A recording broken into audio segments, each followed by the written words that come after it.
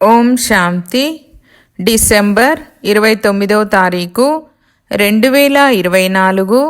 అవ్యక్త BapDada revise course 31/12/2002 మధువనము. ఈరోజు మధుర మహావాక్యాలు.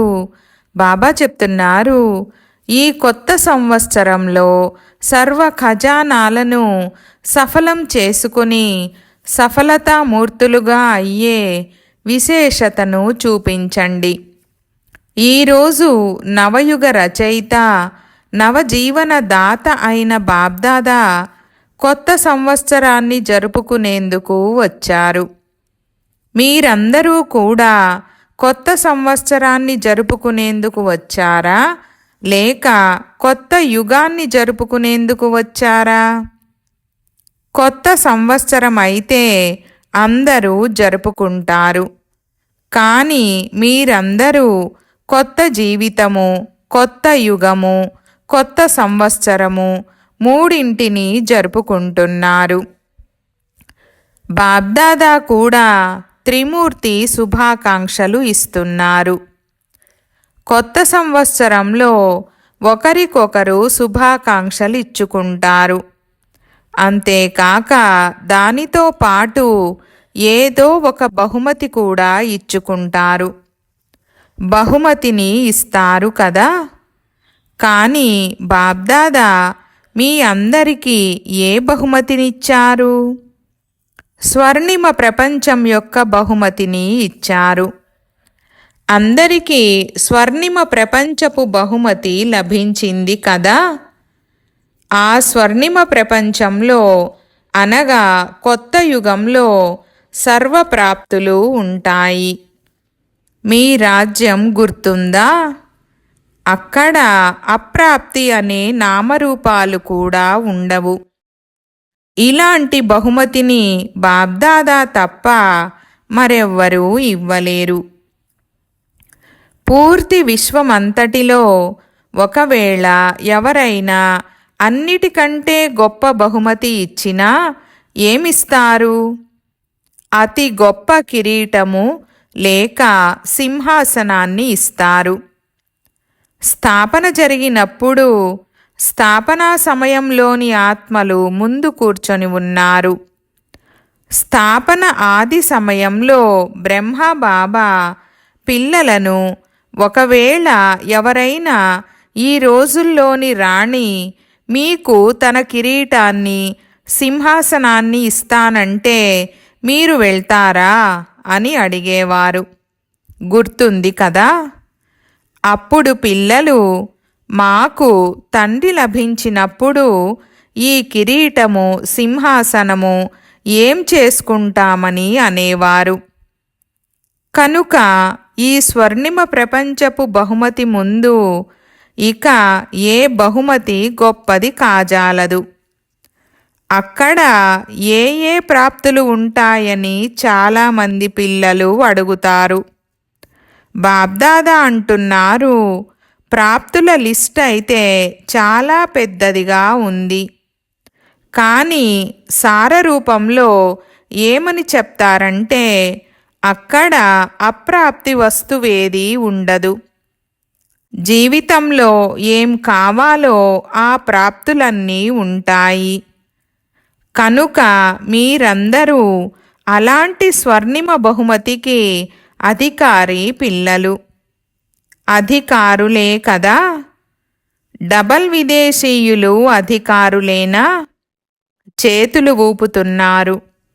అందరూ రాజులుగా అవుతారా? అయితే ఇన్ని సింహాసనాలు తయారు చేయాల్సి ఉంటుంది. బాబ్దాదా చెప్తున్నారు, ఆ సింహాసనమైతే సింహాసనమే. అక్కడ సర్వప్రాప్తులు ఉంటాయి. కానీ ఈ సంగమయుగ స్వరాజ్యము దానికంటే తక్కువైనదేమీ కాదు. ఇప్పుడు కూడా రాజులే కదా. మీరు ప్రజల లేక రాయల్ ఫ్యామిలీ ఆత్మలా? ఎవరు? నా ఒక్కొక్క పుత్రుడు రాజా బిడ్డ అని ఒక్క బాబా మాత్రమే నషాతో చెప్పగలరు. రాజులే కదా. మీరు రాజయోగులా లేక ప్రజాయోగులా? ఈ సమయంలో అందరూ హృదయ సింహాసనాధికారి, స్వరాజ్య అధికారి రాజా పిల్లలు. ఇంత ఆత్మిక నశ ఉంటుంది కదా. ఎందుకంటే ఈ సమయంలోని స్వరాజ్యము ద్వారానే భవిష్య రాజ్యము ప్రాప్తిస్తుంది. ఈ సంగమ యుగము చాలా చాలా చాలా అమూల్యమైనది, శ్రేష్టమైనది. సంగమయుగం గురించి బాబ్దాదాకు మరియు పిల్లలందరికీ తెలుసు. ఖుషీ ఖుషీగా సంగమయుగానికి ఏ పేరు పెట్టారు? ఆనందాల యుగము. ఎందుకు? సంగమయుగంలో ఉన్న ఆనందము పూర్తి కల్పంలో మరెప్పుడూ ఉండదు. ఇందుకు కారణమేమిటి? పరమాత్మను కలుసుకునే ఆనందము పూర్తి కల్పంలో ఇప్పుడు మాత్రమే లభిస్తుంది. సంగమయుగంలోని ఒక్కొక్క రోజు ఏమిటి? ఆనందమే ఆనందము. ఆనందం ఉంది కదా. ఆనందంగా ఉన్నారా? అయోమయంలో అయితే లేరు కదా. ప్రతిరోజు ఉత్సవమే. ఎందుకంటే ఉత్సాహం ఉంది. తమ సోదరీ సోదరులందరినీ పరమాత్మ తండ్రి వారిగా చేయాలనే ఉమంగ ఉత్సాహాలు ఉన్నాయి. సేవ చెయ్యాలనే ఉమంగ ఉత్సాహాలు ఉంటాయి కదా. ఇది చెయ్యాలి, ఇది చెయ్యాలి, ఇది చెయ్యాలి అని ప్లాన్లు తయారు చేస్తారు కదా. ఎందుకంటే శ్రేష్ట ప్రాప్తి జరిగినప్పుడు ఇతరులకు వినిపించకుండా ఉండలేరు. ఈ సంగమయుగ ప్రాప్తులు స్వర్ణిమ ప్రపంచంలో కూడా ఉంటాయి. ఇప్పటి పురుషార్థం యొక్క ప్రాలబ్ధమే భవిష్య బంగారు ప్రపంచము. మరి మీకు సంగమయుగము మంచిగా అనిపిస్తుందా లేక సత్యయుగము మంచిగా అనిపిస్తుందా? ఏది మంచిగా అనిపిస్తుంది? సంగమయుగమే మంచిది కదా. కేవలం మధ్య మధ్యలో మాయ వస్తుంది. అప్పుడప్పుడు కొద్ది కొద్దిగా కన్ఫ్యూజ్ అవుతారు. చాలామంది పిల్లలు సహజయోగాన్ని కష్టయోగంగా చేసుకుంటారు. కష్టం కాదు, కానీ కష్టంగా చేసుకుంటారు. వాస్తవానికి చాలా సహజమైనది. మీకు కష్టమనిపిస్తుందా? ఎవరికైతే కష్టమనిపిస్తుందో వారు చేతులెత్తండి. సదా కాదు, కానీ అప్పుడప్పుడు కష్టమనిపిస్తుందా లేక సహజమా? కష్టయోగులు ఎవరైతే ఉన్నారో వారు చేతులెత్తండి. మాతలు కష్టయోగులా లేక సహజయోగులా? ఎవరైనా కష్టయోగులు ఉన్నారా? చేతులు ఎత్తించడం లేదు. ఎందుకంటే పూర్తి సభలో ఎలా ఎత్తుతారు? పిల్లలందరూ నషాతో మేరా బాబా అని అంటారు, నా బాబా అని అంటారు కదా. నా బాబానా లేక దాదీల బాబానా? నా బాబాయే కదా. ప్రతి ఒక్కరూ మొదట నా బాబా అని అంటారు. కరెక్టే కదా. ఈ సింధీ వారంతా కూర్చొని ఉన్నారు కదా. నా బాబానా లేక జానకి దాదీ బాబా, ప్రకాష్ మణి దాదీ బాబానా? ఎవరి బాబా? నా బాబాయేనా? పూర్తి రోజంతా ఏం గుర్తుంటుంది? నాది అనేదే కదా. బాబ్దాదా చాలా సహజయుక్తి చెప్తున్నారు. పూర్తి రోజంతటిలో ఎన్నిసార్లు నాది నాది అని అంటారు? ఒకవేళ లెక్క పెడితే చాలాసార్లు నాది అని అంటారు. నాది అని అనేటప్పుడు నాది అంటే ఎవరు? నా బాబా కదా. ఇది కష్టమా? అప్పుడప్పుడు మర్చిపోతున్నారా? బాబ్దాదా కొత్త శబ్దమేది చెప్పడం లేదు. నేను, నాది అనే శబ్దాలు మీరు సదా కార్యంలో ఉపయోగిస్తూ ఉంటారు. కనుక నేను ఎవరు, నా వారు ఎవరు? చాలామంది పిల్లలు పురుషార్థం కష్టంగా ఎందుకు చేస్తున్నారు? బిందువు ఎదురుగా రావాలి. బిందువు బిందువు బిందువు అని కేవలం బిందువు గురించి ఆలోచిస్తూ ఉంటారు. ఆ బిందువు జారిపోతుంది. బిందువే కాని ఎలాంటి బిందువు? నేను ఎవరు అనే మీ స్వమానాన్ని స్మృతిలోకి తీసుకురావడం ద్వారా మీ పురుషార్థము రమణీకంగా అయిపోతుంది. కేవలం జ్యోతిర్బిందువని అనుకుంటే కష్టమైపోతుంది. సహజ పురుషార్థం, ఆనందకరమైన పురుషార్థం చేయండి. ఈ కొత్త సంవత్సరంలో పురుషార్థం శ్రేష్టంగా కూడా ఉండాలి. కానీ మొదట సహజంగా ఉండాలి. సహజంగా కూడా ఉండాలి మరియు శ్రేష్టంగా కూడా ఉండాలి. ఇలా చేయగలరా? రెండు తోడు తోడుగా చేయగలరా? డబల్ విదేశీయులు చెప్పండి, చేయగలరా? బాబ్దాదా చూస్తారు. ఎవరెవరు కష్టయోగులుగా అవుతున్నారని బాబ్దాదా చెకింగ్ చేస్తూ ఉంటారు కదా. సహజయోగి అంటే సోమరితనపు పురుషార్థులుగా అవ్వడమని కాదు. శ్రేష్టంగా కూడా ఉండాలి, సహజంగా కూడా ఉండాలి. పాండవులు సహజయోగులేనా? సహజయోగులైన వారు చేతులెత్తండి. చూడండి, టీవీలో వస్తూ ఉంది. శుభాకాంక్షలు. కనుక ఈ సంవత్సరం ఎవ్వరి ముందు ఎలాంటి కష్టము రాదు. ఎందుకంటే మీరు సహజయోగులు. సోమరులుగా నిర్లక్ష్యంగా అవ్వకండి. సమయ ప్రమాణంగా ఈ కొత్త సంవత్సరంలో అందరూ ఇదే విశేషమైన లక్ష్యాన్ని ఉంచుకోవాలి. సమయము, సంకల్పాలు, గుణాలు, జ్ఞానము, శక్తులు ఏ ఖజానాలైతే ప్రాప్తించాయో వాటిని సఫలం చేసుకోవాలి. అన్నిటికంటే గొప్పది సంకల్పాల ఖజానా. శ్రేష్ఠ సంకల్పాలు, శుద్ధ సంకల్పాలు, ఈ ఖజానాలన్నిటినీ ప్రతిరోజు సఫలం చేసుకోవాలి. బాగా పంచండి. దాత పిల్లలైన మీరు మాస్టర్ దాతలుగా అవ్వండి. బాగా పంచండి. ఎందుకు?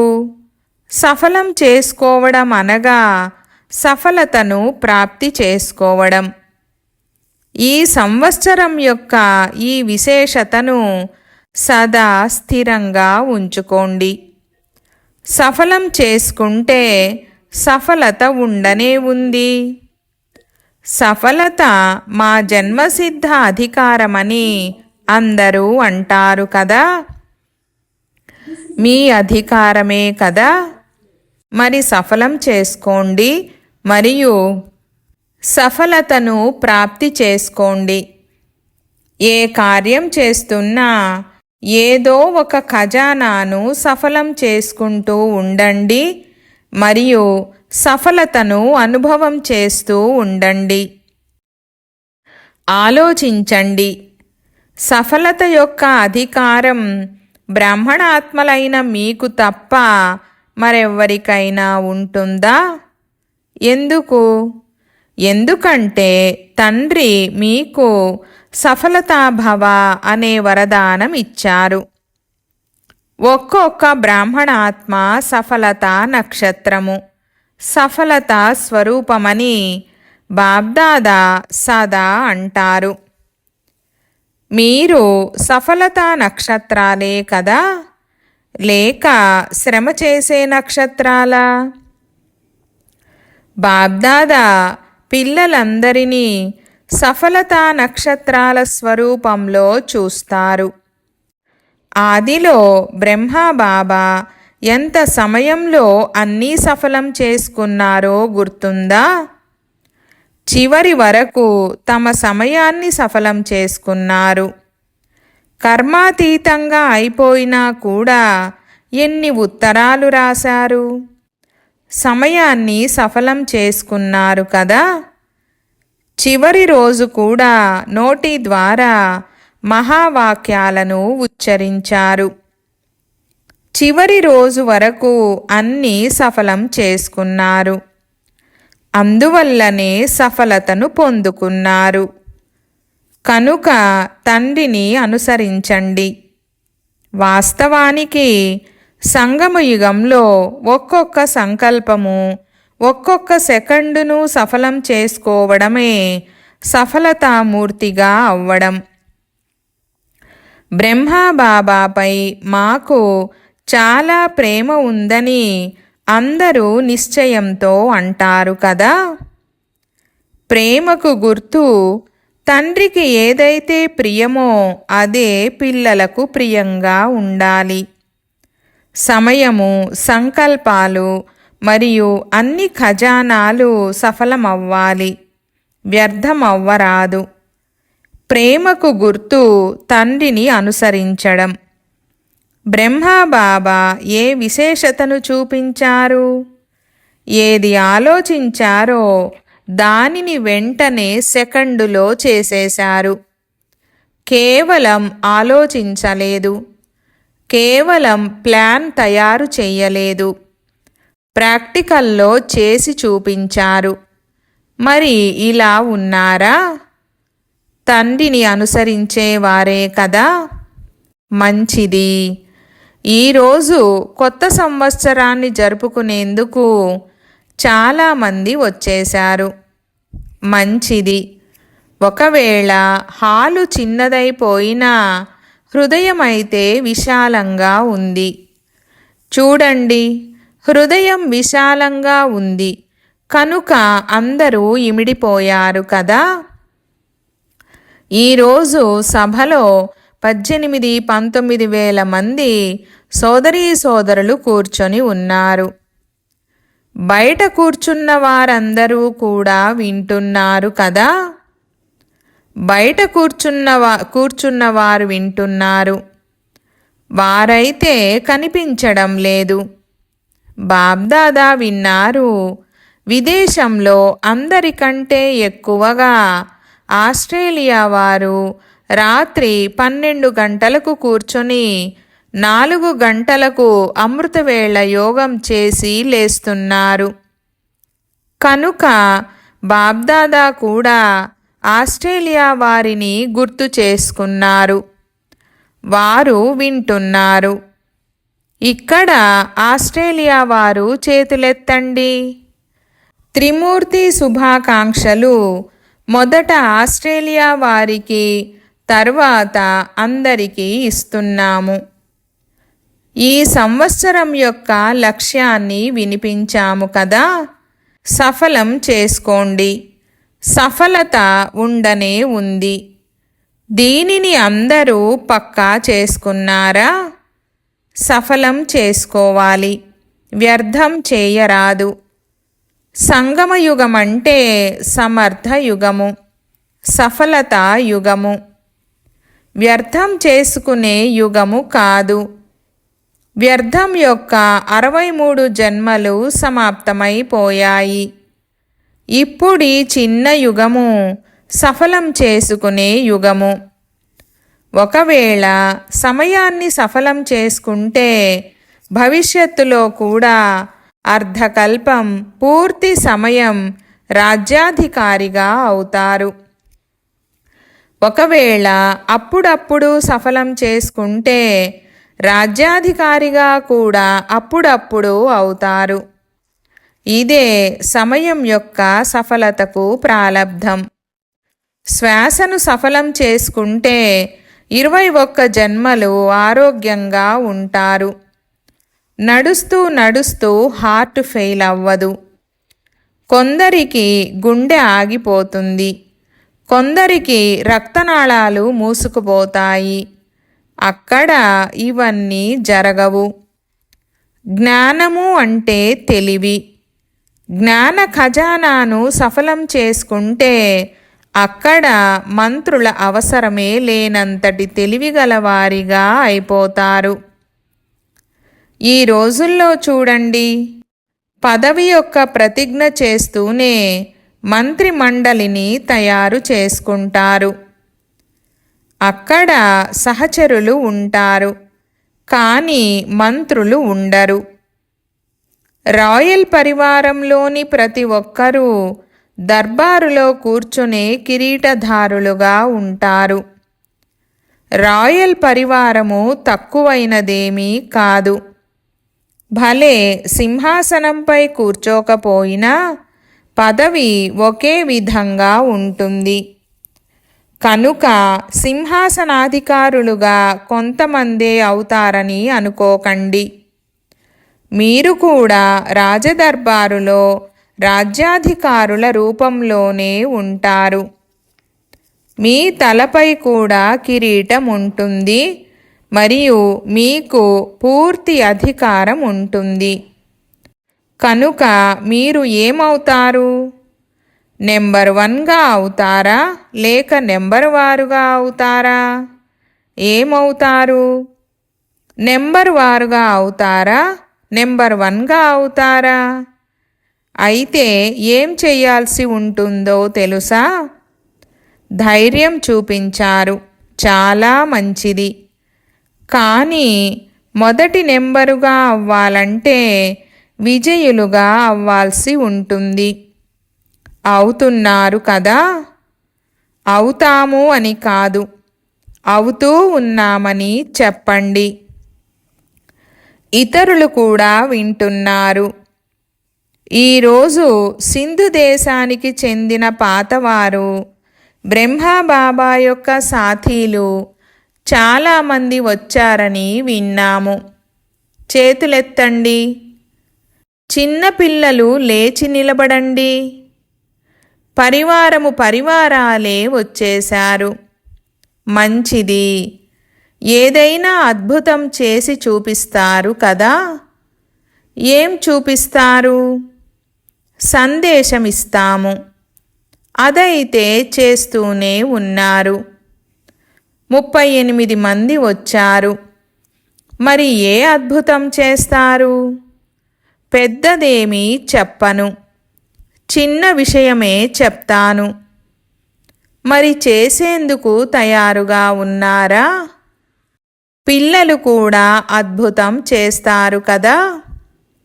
38 లక్షలు తయారు చేస్తాము. మీకు 16 రెట్ల శుభాకాంక్షలు. మీరైతే పెద్ద విషయం చెప్పేశారు. కానీ బాబ్దాదా చిన్న విషయం చెప్తున్నారు. మీరు ఒక్కొక్కరిని తీసుకురండి. తీసుకొస్తారా? ఒకరిని తీసుకురండి. పిల్లలైతే పిల్లలను తీసుకురండి. మాతలైతే సోదరులను లేక సోదరీలను తీసుకురండి. ఈ గ్రూపును చూడండి. మీరు వీరికి మార్గదర్శనం చేయండి. వచ్చే సంవత్సరం తప్పకుండా తీసుకురావాలి. డబల్ గ్రూపును తీసుకురావాలి.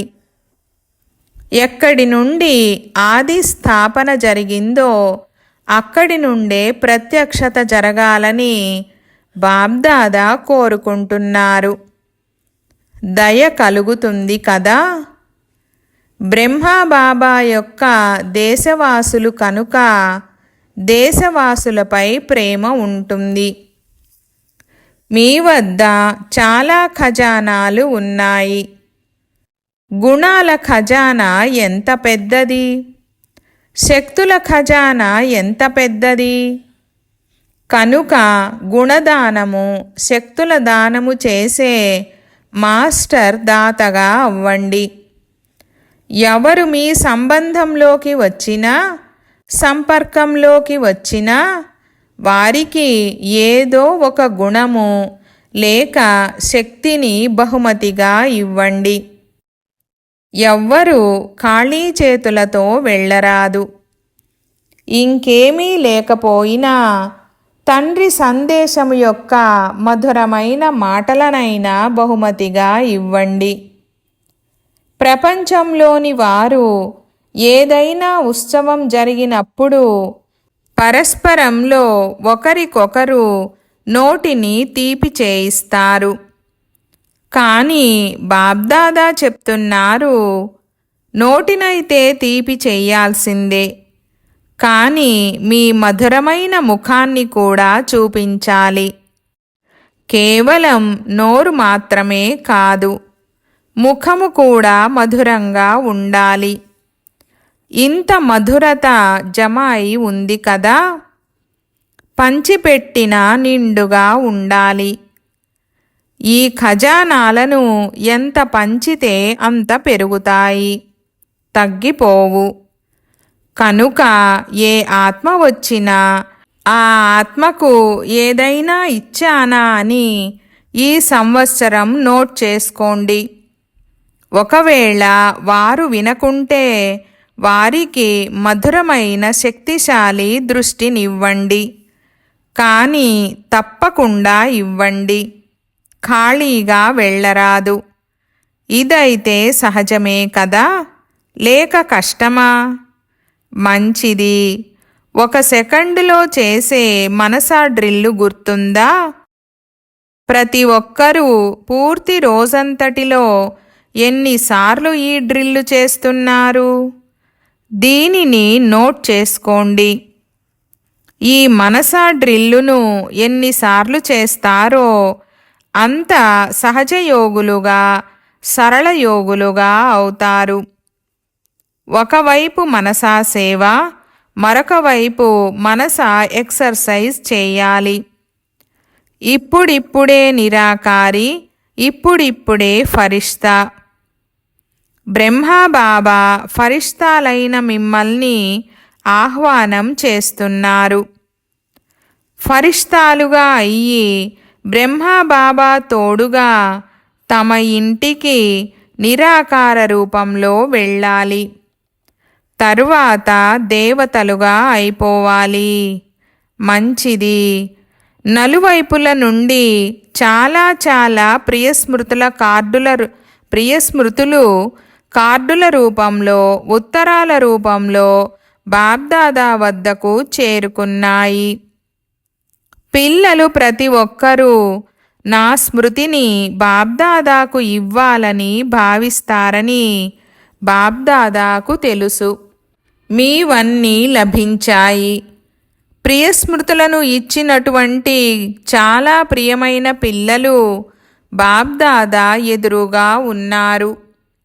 అందుకే బాబ్దాదా చెప్తున్నారు, పిల్లలు ప్రతి ఒక్కరూ తమ తమ పేరుతో శుభాకాంక్షలు మరియు హృదయపూర్వక ఆశీర్వాదాలను స్వీకరించండి.